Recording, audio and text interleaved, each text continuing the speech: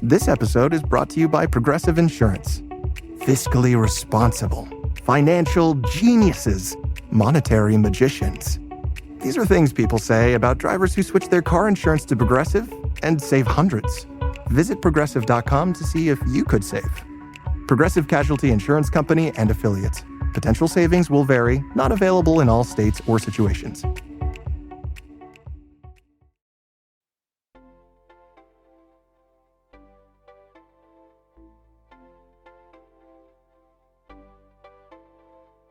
Hello, everyone, and welcome to Nerding Out on Neurodiversity, the podcast for all things neurodivergence.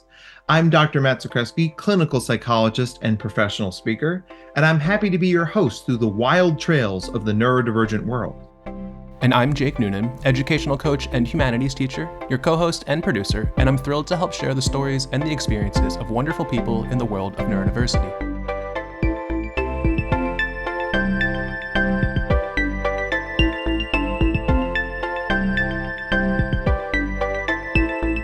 We're really excited for today's guest, which we are going to say a lot because we're always really excited about every guest we get.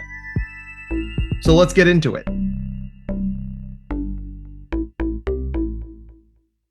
Hello, everyone, and welcome to another episode of Nerding Out on Neurodiversity. I'm your host, Dr. Matt Zakreski, clinical psychologist, published author, podcast host, obviously, wearer of many hats. With me, as always, is the scrappy dude to my Scooby-Doo, Mr. Jake Noonan. Say hi, Jake. Ooh, hey, everybody. Great to be here, as always. I'm hoping that the scrappy dude to Scooby-Doo is not from, like, the movie from, what was, like, 2004 or so? No. You're not the secret villain. I think, okay. Spoiler, but the movie came out 21 years ago. I think we're past spoiler. Matthew Lillard, amazing. I mean, that movie is perfectly cast. It's absolutely flawless, right? Mm-hmm. I'm pretty sure Matthew Lillard is actually Shaggy. Yeah, at this point. But we have an exceptionally special guest today. I mean, like, I'm like still kind of freaking out about it. Kathryn, would you like to introduce yourself? Okay, I am not in the Scooby-Doo movie, is what I did not get a call back for it.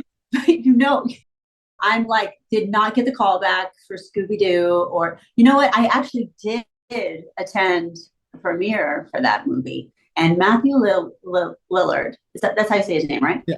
Mm-hmm. I saw him at the after party. He was so nice to everyone. Let me just say, I just remember him being so amazing. The whole cast, they were taking pictures with all these kids, the whole cast. And Linda Cardellini, you know, she's the hottest nerd ever, right? I mean, like, yeah. I was like, who is this girl pretending she's a nerd? Yeah, she's incredible at that. That was a great time. We actually have the same management, so I don't know if we still do, but anyway, we all swim in the same circles. Oh man! And now here we are swimming. And now here we are, right? Yeah, and it's this incredible thing where, like, we're so used to talking inside baseball with, like, the gifted education psychology world, and here you're like, oh, I'm at this Hollywood premiere party. Like, everybody doesn't know who you are. Jake, have you ever been to a Hollywood premiere party? Sadly, no, I haven't. Gosh, me neither, because we're regular people. We're not super fancy. Let me preface it. No, I mean, I don't go to a lot of stuff, but I remember the reason I went was because I was asked to go for another reason, like for the studio or something. I don't remember. But yeah, those are the kind of things that you go to, you know. Yeah. I wasn't trying to, like, name drop, but I remember, you know. We name dropped first, so it's fair. Yeah, we okay. Right? Yeah. And I don't even know for you if it's name dropping. Like, I think it's just that's your job. Well, it was more, right? But yeah, it is. But Hollywood is in its own weird spot right now, so a lot of people are, yeah. Yes, it is part of your job. So you'll be like, oh, I met Matthew one time, or, you know, I happen to know that Linda is an incredible actress. Like, you knew that, like, I knew back then that she was an incredible actress, and she was so much more than the role she was playing in that movie. My friend Kate, she's in LA as well. She was on the TV show Teachers, but she and I were chatting about something. I was like, oh, I have to jump on a call with you real quick. She's like, oh, I'm just here with Colin. So she turns on her phone. It's Colin Mockery. Because like her Colin is that Colin, not like just some dude she knows. I was like, oh my, instant flop sweat, Yeah. So I'm sure we could easily fill several hours with stories of your amazing career, but we invited you here not just because we're both huge fans, because obviously that's true, but specifically to talk about the role you play in the broader neurodivergent community. So I was wondering, can you sort of tell us a little bit about like what that part of your life looks like? Sure. Well, it's interesting because when you become part of the community and you're not expecting to be cast into the role of being part of the neurodivergent community, because I was trying really hard to make sure that I didn't get knocked up, to be honest, because in Hollywood, they really don't. I wasn't really on the mom train. I really wasn't. I thought if I was going to be a mom, I would be a mom maybe really late in the game, which I was.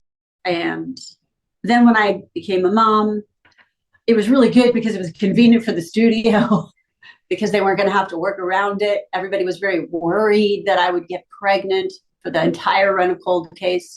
Someone asked me once a week if I was once a week. And I finally started thinking, I might just have a litter of kittens. I mean, I don't know. We'll just see. Like it was just so normalized to just be asking me these questions. This was all before things like that were okay.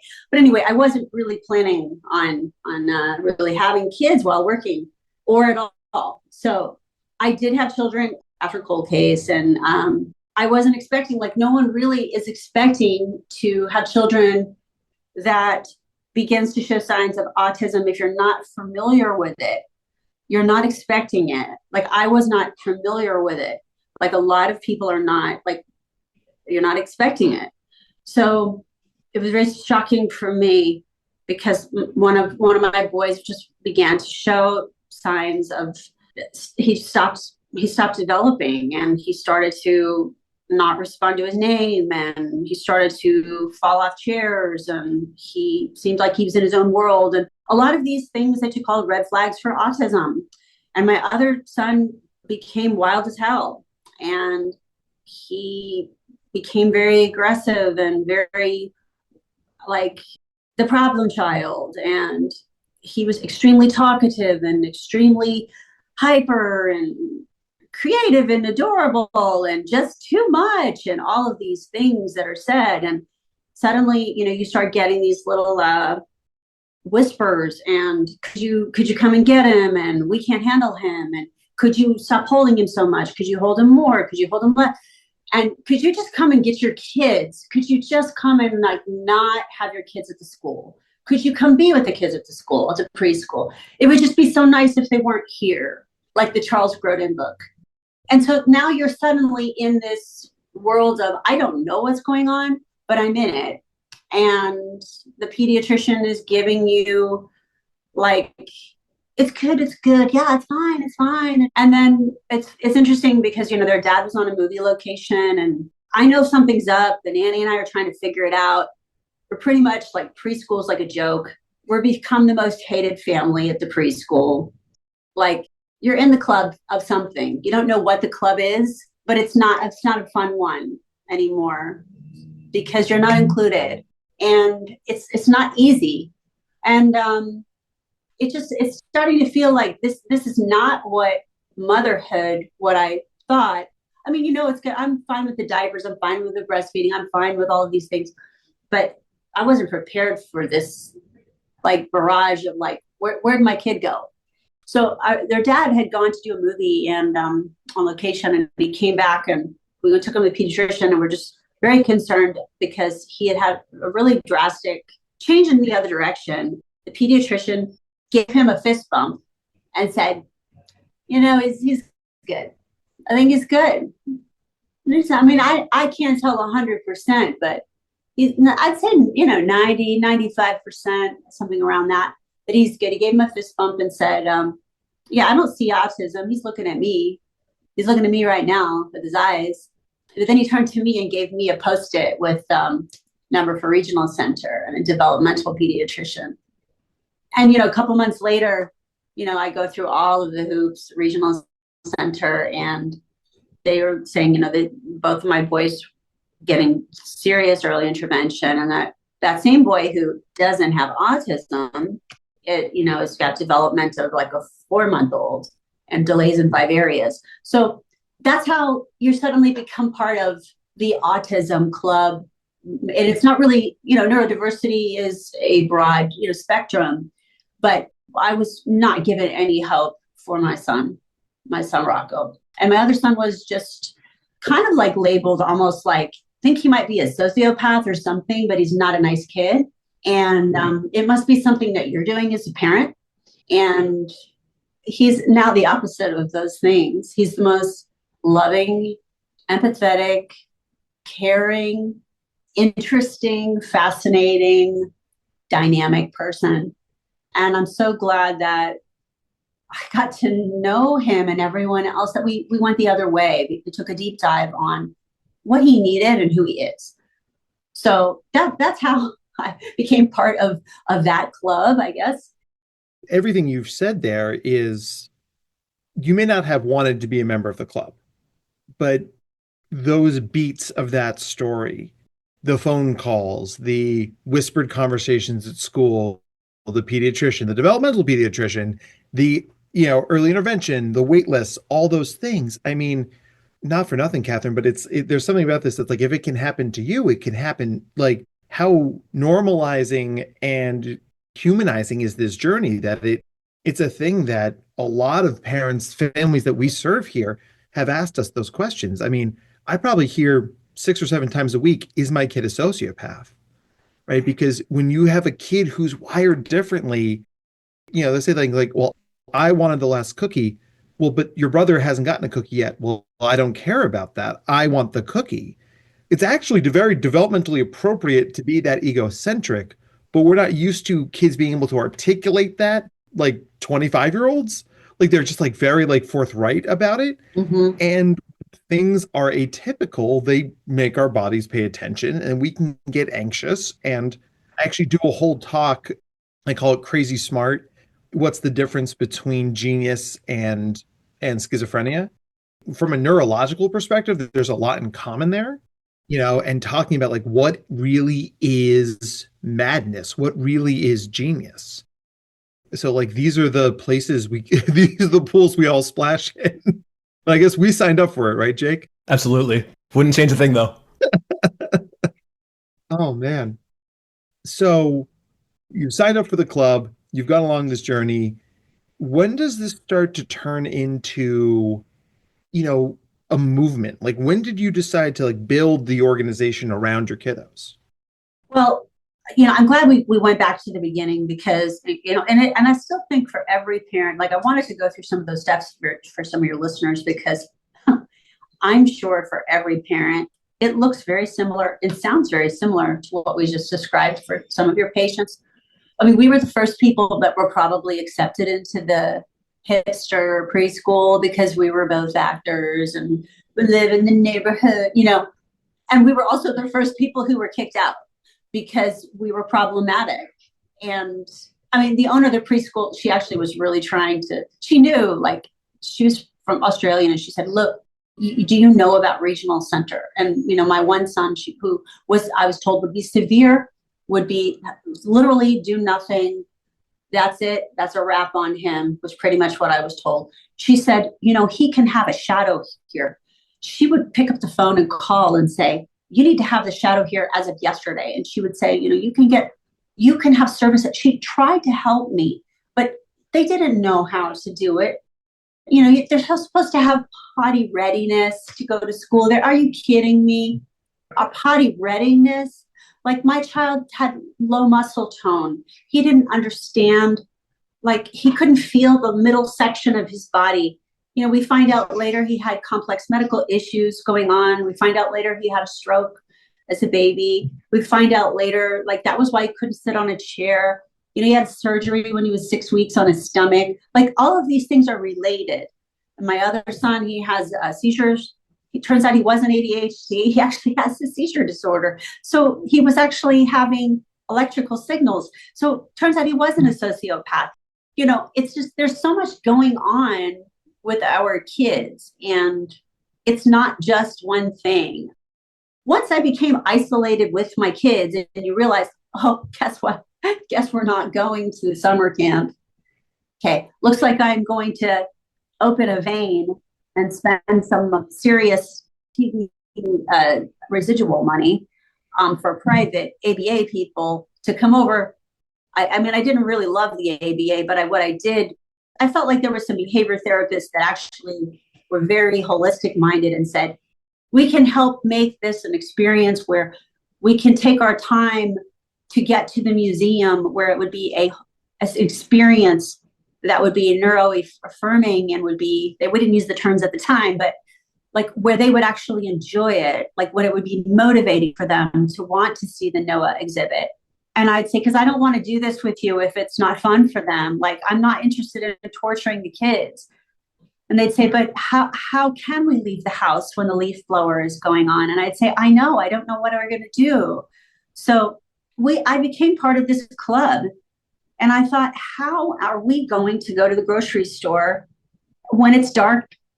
There will be a time when I have to take them to the grocery store when it's dark to go in and get something for an emergency. And like working on that, like it makes me emotional, like talking about it. Like I forget, it's like PTSD. Like I remember one of my top therapists, she took a job in another country that was her dream job.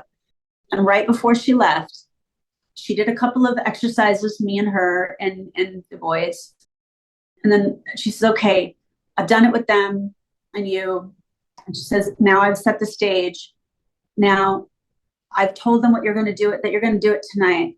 Now you're going to go on the same parking spot at the other end of the parking lot. And I've run the drill with them this afternoon. When it's 5:30 at night, you're going to park there and you're going to go there with them by yourself. Because my kids couldn't do it in the dark. It was just too much. So we parked there at 5:30 and it was just too much for me, like with the twins. And I needed to be able to walk across this parking lot with twins and not have one run across the parking lot and hold the other one. And I mean, this is not an issue now. This is literally no issue. I mean, they're 11 now, but I never forget that parking lot. Like it always stays with you. So I parked in that spot and I waited for the lights to go down. We talked about it. We rehearsed about it. And I said, okay, we're going to walk. You're going to hold my hand. And if you get nervous, what do? Like we rehearsed the steps. And, one of them wanted to bolt at one point. And I just said, grab my leg. And then when we get to the store, you're going to grab the cart if you get nervous. And we did it. Like no one knows like how many steps it takes to get to that spot. And, I wasn't able to talk about this with anyone. I wasn't able to talk about this professionally with anyone in my Hollywood job. I was just very keeping this private and working on stuff with my boys. And I was in the club and that was fine. I didn't care. I was devoted to my children, but you're just in such a survival mode. And I feel for parents. I see them in the grocery store and it takes me back to being there myself. And I see them doing it wrong and I see them doing it right. And I see that you have to do it wrong and right all the time, because if you don't do it wrong, you're not going to learn. And it might not work that day. Like one of my boys, he used to, I'm sure you know about this, he loved the ding ding on the door at this grocery store. So we would have to work with a therapist every Sunday. He actually is a cooler for the LAPD now with autism. Wow. And we'd be like, we got a runner, and he'd run and we'd be like, we just let go of his hand for a second. He would just go, and he'd just run to that door because he wanted to hear it. But that risk is just so crazy. But anyway, eventually my kids started to become more independent and more calm. And I just didn't know if this day would ever come. I just didn't know. And, also a lot of people started to text me about their kids. Here I was, a person who used to eat at work, basically on a set. I used to live in my motorhome on the Warner Brothers lot, sometimes 4 or 5 days a week. I'd maybe eat like yogurt and put the spoon in the sink. And then like one whole week would go by and that same spoon would be in the sink because I didn't really cook there.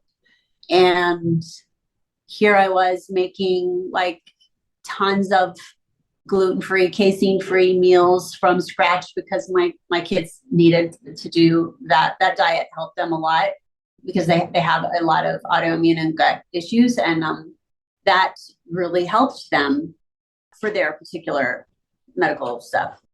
So here I was, like trapped in the house, like doing all this stuff. Eventually people started texting me and saying, hey, like, I noticed that your kids are like more calm, and I noticed that they seem to be thriving. And I noticed that, do you think you could tell me what you're doing? And like, who's your neurologist? And how did you do that? How are they moving forward? So, and then the pandemic hit, and I just thought, you gotta be kidding me. Like, the world has gotten so hard. And then, my one boy, he was in one school. I had twins in different schools. So I had one boy in autism core program, core. He wasn't, his speech was extremely delayed still. I knew he was so highly intelligent, but not able to get up and do a book report. Mm-hmm. He had to get up and verbalize the book report in order to move to first grade and into general ed. They were able to identify that he had like a third grade cognitive development, but not able to do the standard, thing. So, and here we were on the pandemic. So I just, the pandemic just pretty much broke all of us. During the pandemic, I just said, I got to do something else. Like, this is just too much. And I just thought, I'm just going to come out with my story here. There's no other time. And I'm not going to wait. These are my kids. And our story is pretty incredible. And once those therapies were not available, and we also started to kind of like outgrow, sort of, I don't know if it's outgrow, but I got sick of people coming over to my house. I started to get tired of people telling me that I was wrong. And I noticed that my creative friends that said, why don't you just bring them to my farm in Utah and let them play with all of the animals? And then when they get muddy, we'll just let them change their clothes once. I was like, I don't think that's ever going to work. And they're like, well, if it doesn't, then they'll take a shower and then we'll just see how it goes. They're like, I don't like to get messy either. Like, we just figured it out. But that was because they were creative people and they were willing to let it be messy with me. So I don't know. I just knew that our story was something way bigger than my own story. And that we had a lot of results that I knew people wished that they had. And that perhaps it was because of the way we were going about things. And maybe not. I don't know. I just knew that hopefully if you share something of your story, that you can help somebody and maybe they won't feel so alone, because I know it was very isolating for me. And I was also a single mother. So that became very difficult. And a lot of that goes on with a lot of parents.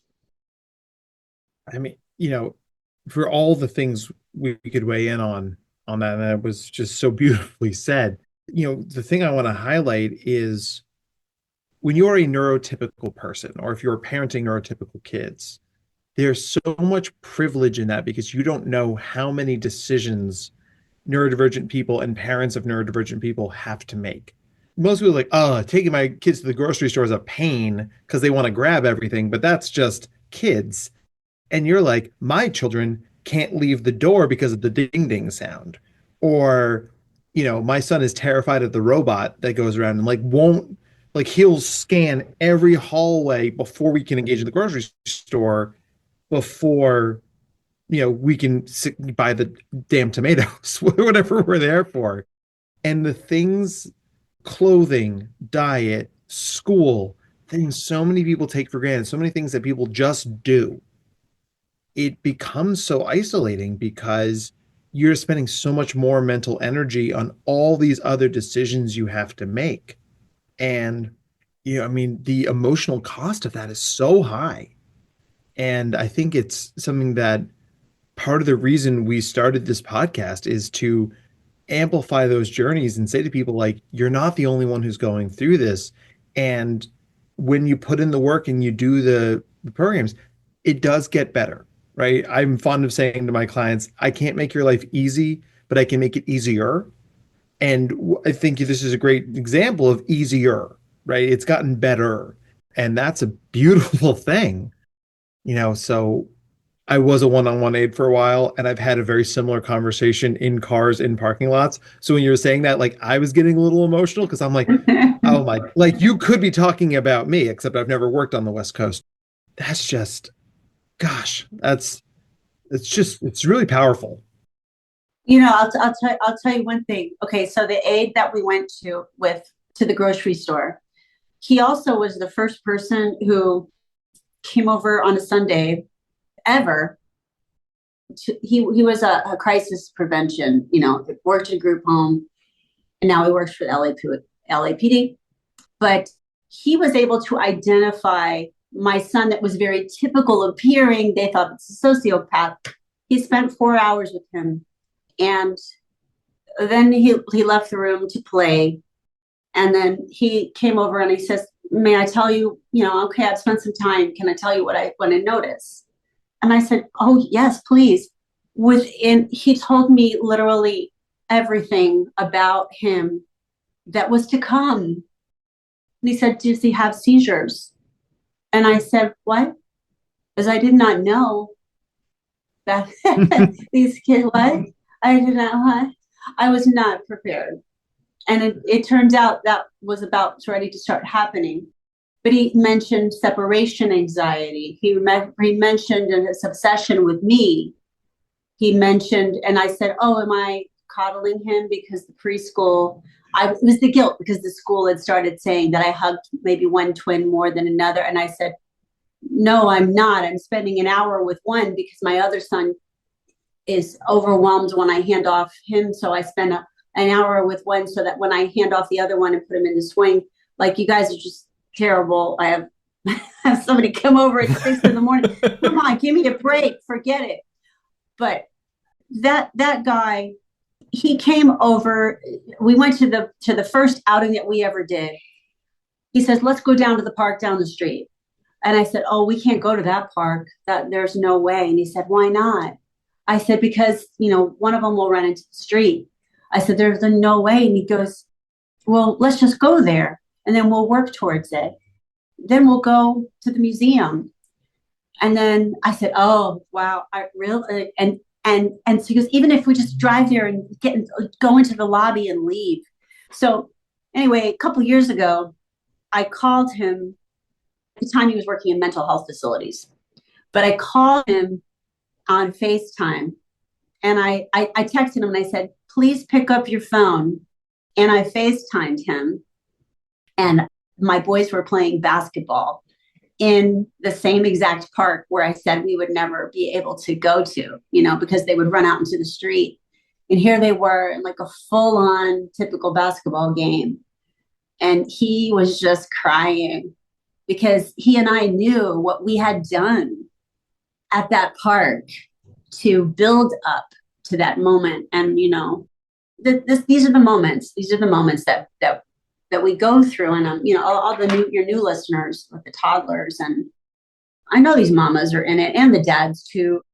It's quite heartbreaking for the family, only because you feel like your dreams are neurotypical dream is over. It's mostly because society paints it that way. It doesn't mean it's over. It just means it looks different.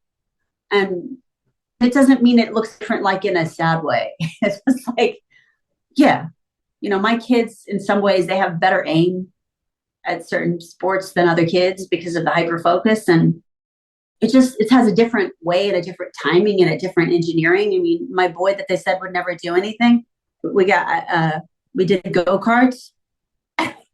Like I know a lot of NASCAR drivers, and I sent them a video, and they go, "This kid like follows the line, like it's insane." What? Like, I love that. they're like, well, looks like he's gonna have a driver's license. So like this kid like literally follows the line, like NASCAR. I said, I know, because I did the Toyota Pro Celebrity race, and I said, what's going on? I said, is there something? They go, no, he follows the line. He's gonna be good. He's gonna be good. Do you like how casually she dropped that? Yeah, I was gonna say. I'm not trying to. I was not casually trying to. Every time I think we've reached the limits of your badassery, then there's just another layer to the onion of just like, of course you're a spectacular race car driver, because of course you are. Oh man, I think there's a fair amount of neurodivergence in the NASCAR, especially Formula One. Like watching how they consider those things, it's like you're really thinking in 4 dimensions, right? Because time is a variable there too. Well, they can't drive to the grocery store. No, I've driven with some of them, and they can't drive regular cars, only NASCAR. You literally go, hey man, let's go get some snacks. And you're like, never again. I will never get in a regular car ever again. They're only wired for one thing. Is it like they're too slow, they're too fast? It's only 5th gear. It's like, yeah, too fast. It's like gonna drive over the median. That's it. You know, they'll get over the median. There will be no damage to the car, but yeah. No, I mean, can you imagine, like, if you've spent several hours driving 200 miles an hour around a loop, can you imagine, like, going to Starbucks? Like how do you downshift? Very Days of Thunder here. I am here for that. Jake, do you want to take the next question, bud? Yeah. Your story is incredibly emotional and fascinating, obviously. And there's a lot of like struggle in it. And knowing that there's a lot of parents out there that encounter similar struggles, I was wondering if you can also highlight some of the positives and like your favorite moments. And those like the ones that when you think back on, you're like, that made everything worth it. Oh, absolutely. I'm glad you said that. The reason I brought some of those things up is because I know intuitively that some of your listeners, some of your young listeners are in that spot. And if you go to like the Savants, my kids look pretty good right now. They look like, they remind me a little bit. They look good. They don't look like they're struggling. And I want people to know that I have been in those spots. It's actually been a minute since I really felt what it was like to be at that grocery store. In fact, in a few days, we're going on a trip. And all I had to do to prepare my boys was tell them, I said, hey guys, we got 3 days, 3 more days of 6th grade.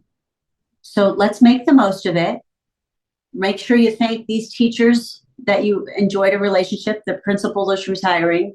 Think if there's something meaningful to say to him, because I know you really liked and appreciated him. It's a nice way to end the year. And just congratulations on doing a great job for 6th grade. I'm so proud of you. So I'm filling them up with that. And also, I got 3 days to accomplish everything, because it's very important to me that we have everything we need for the trip. So can you help out, please? That's all. Think about what you want to take. I don't need as much preparation with them. I can't just pull it on, like I can't say, let's go. It's not fair to them. It's not fair to me. But it's because of all of the years of having the respect for everybody involved to say first, then, first, then, first, then. And if we do this, like we will all have a better time. Like my sister texted me and said, oh, it looks like they're expecting rain. You might want to bring a raincoat and umbrella. I'm not bringing an umbrella on the plane. I'm not. So I'm going to say, hey, we might pack that raincoat, but we might just have to swing by Target and pick up an umbrella. Won't that be fun? So the positives are this. I mean, I am so glad that I took the time to listen to my instincts and listen to my children. I'm so glad that I stayed up all night with my kids to really tap into what was going on with them and not listen to what professional teachers, I'm sorry, but they just don't spend 24 hours with their kids. And they love to prescribe medications to you. And I'm sorry, but they're just not doctors. They love to say offhanded comments, and they're not doctors. They're not, a Dr. Matt. They're not a whole person. It's real easy to make a label commentary about your child and think about their student from last year. And that student from last year isn't your child. So I'm so glad that I took the time, the long road with each of my kids. Also, my kids are different. They're different people. I'm happy that I took them on small trips and big trips. Were they perfect smooth trips all the time? No. I mean, and I'm in a different place than I was a few years ago. I remember one time being in Hawaii, and it was just an epic thing in a parking lot about trying to get some water equipment. And I remember saying out loud, this is hell on earth. This is hell on earth. Because I could literally do everything to not make, I was trying to make sure my kid didn't get hit by a car. And I thought, I'm in paradise. But this is hell on earth. But now it is not, now I don't feel that way because we've already been through that passageway. So now I would have a different conversation with him and I would say, hey, look, there's cars everywhere. Let's slow down. And then with neurodiversity, these kids, I would not trade. I would not go back. I would not want neurotypical kids. Some of these kids are boring as hell in my opinion. You're not wrong. Yep. No, I mean, they're just not, my son was not able to communicate with words. And there isn't a day that goes by that I don't thank him for sharing his words with me. Last night he said to me, because he had some things happen with his body that made it that he wasn't able to speak. He had a stroke, and he said, I said, thank you for sharing your words with me. Thank you for communicating to me. And he said, well, I said, you worked really hard. And he says, well, I was kind of forced to. And I said, did you feel like you were forced to do speech therapy? And he says, well, I just had to work really hard. And I said, if you don't want to do speech therapy, that's okay. And he says, well, no, I like talking to so-and-so, speech therapist. I said, did you just feel like you had to work really hard and a lot of other people? He says, I just had to work really hard because he had to rehabilitate that section of his brain that accessed speech. And that was a lot for him. And then we made a decision, he got straight A's this year. And I said, well, he says, could you only tell the grandparents? I said, sure. I said, because they're very proud of you. I said, because, well, just don't tell the other moms. I said, well, I didn't tell the other moms. I didn't tell the other moms. I said, it's just people are proud of you because you had to work harder than other people. It's complicated and you want to be respectful. So the positives are that you think it's going to be really struggle. You think it's going to always stay the same. You think you're always going to be in the grocery store running after your kid. And it is not going to stay exactly that same. The more you fight it, it will stay the same. The more you fight it being that way, the more you fight autism, because, and there we have our severe community and they need a lot more support. And I feel like there's, big differences. It's our profound community. They need a lot of support.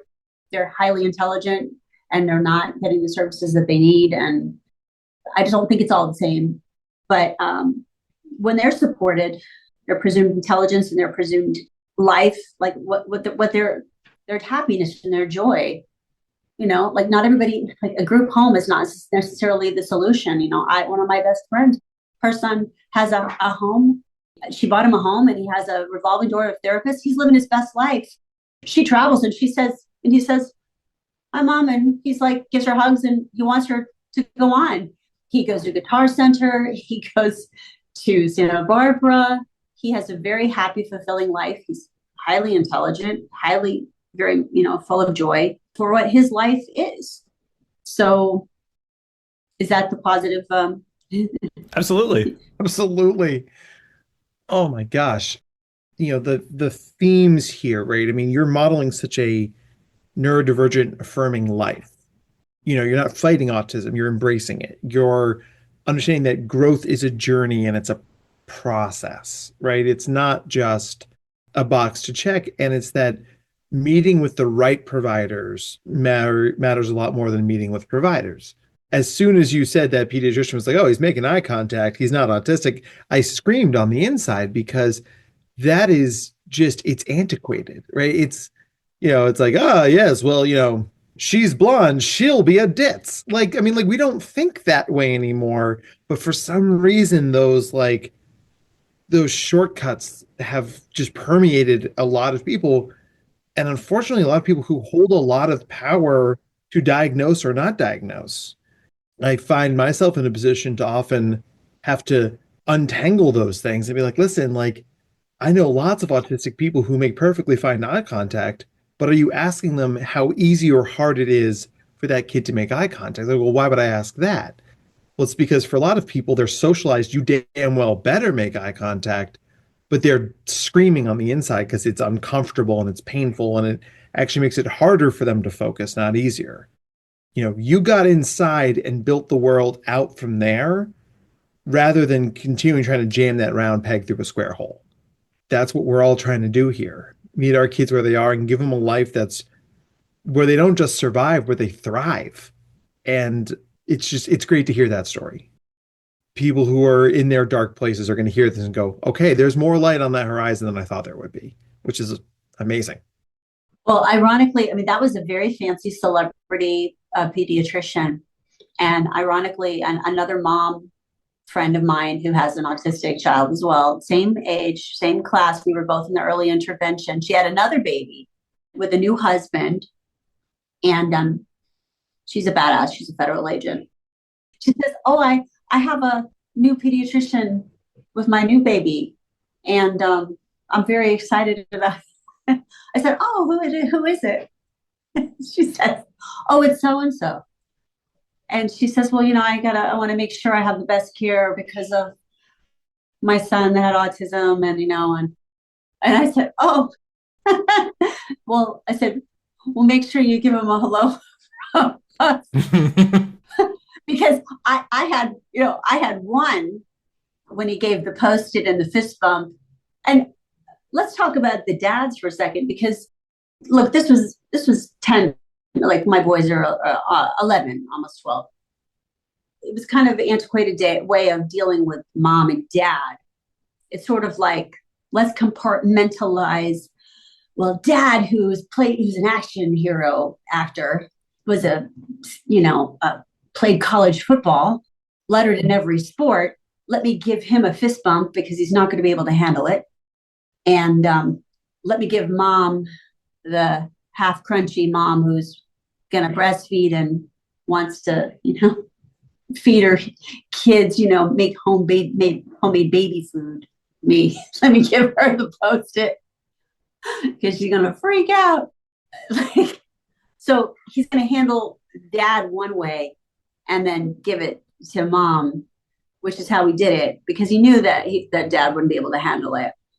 And, ironically, it's been quite a process, for both of us. And, actually, he actually underestimated his dad, because his dad actually really has come around about the whole thing, for our dads out there, like the beauty of autism, neurodiversity, and understanding, his dad is ADHD, and seeing how incredible both of the boys are.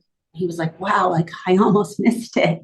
I almost missed that they're on another frequency. They're on a frequency that we all need to reach. And I could have missed that. So, yeah.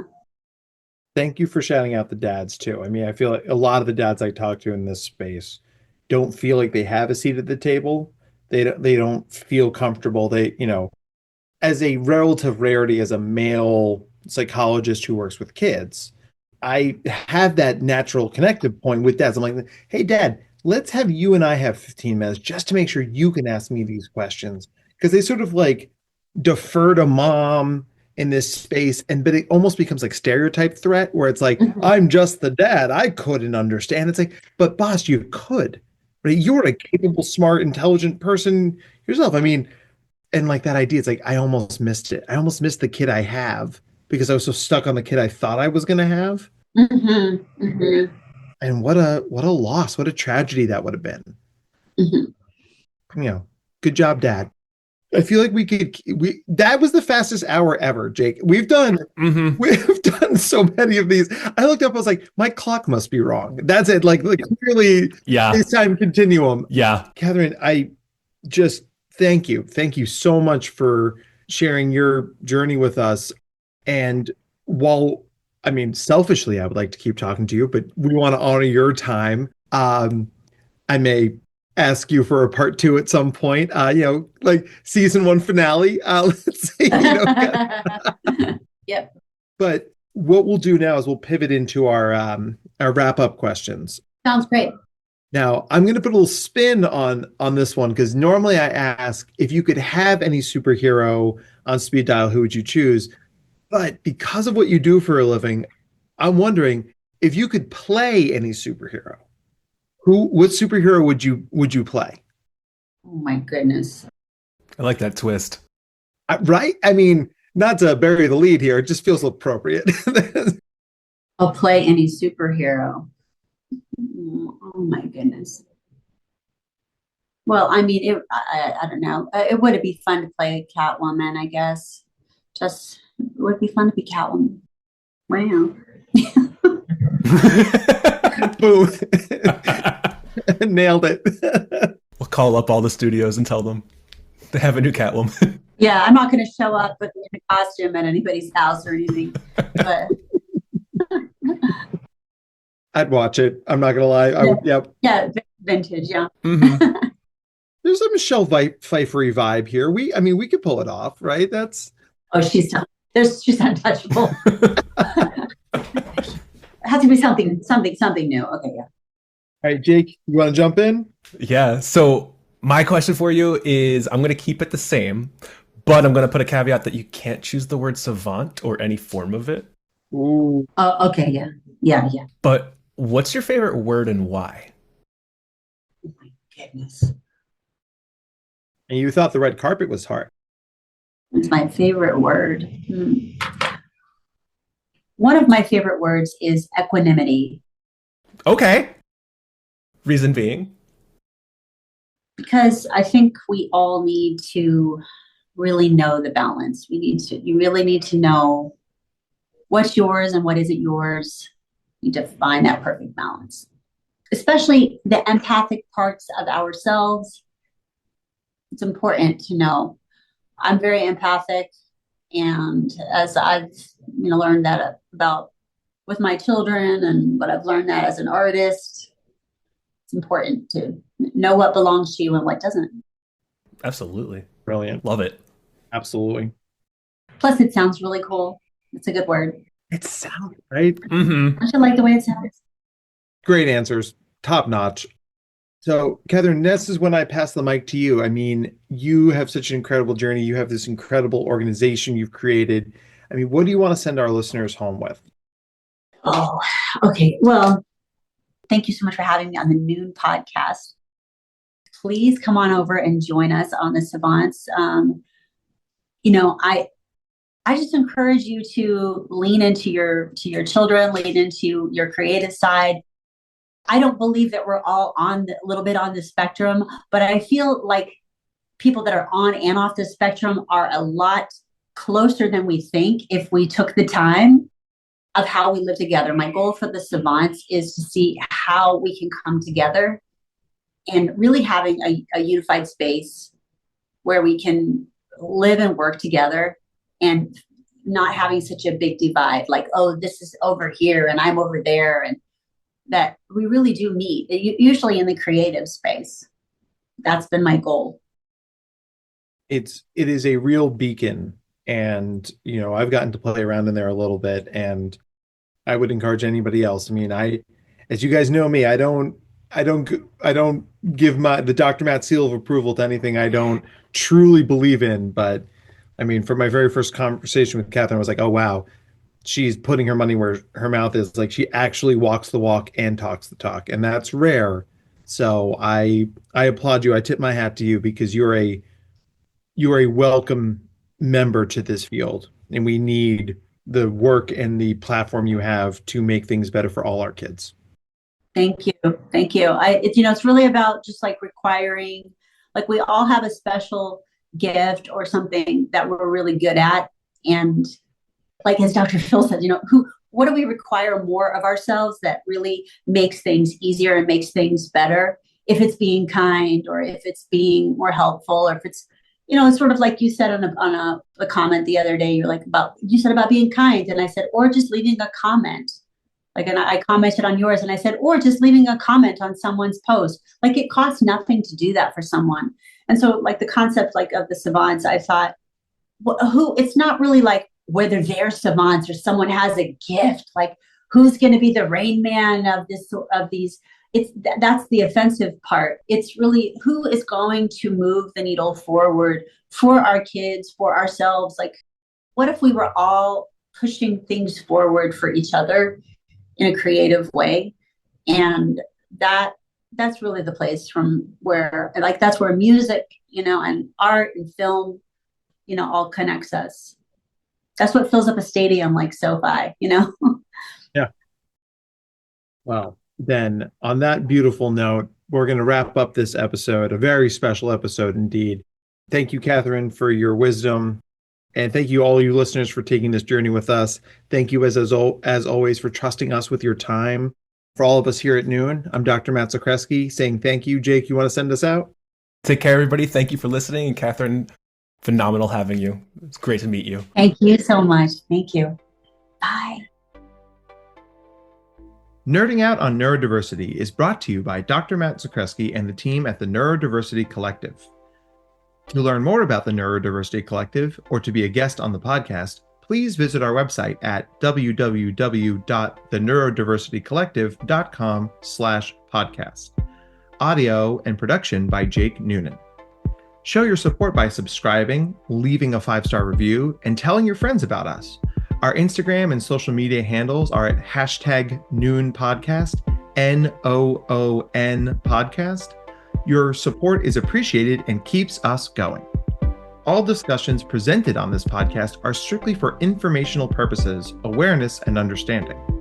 The advice presented is not and should not be considered to be therapeutic in nature. If you have any mental health questions, please contact your provider. All rights reserved.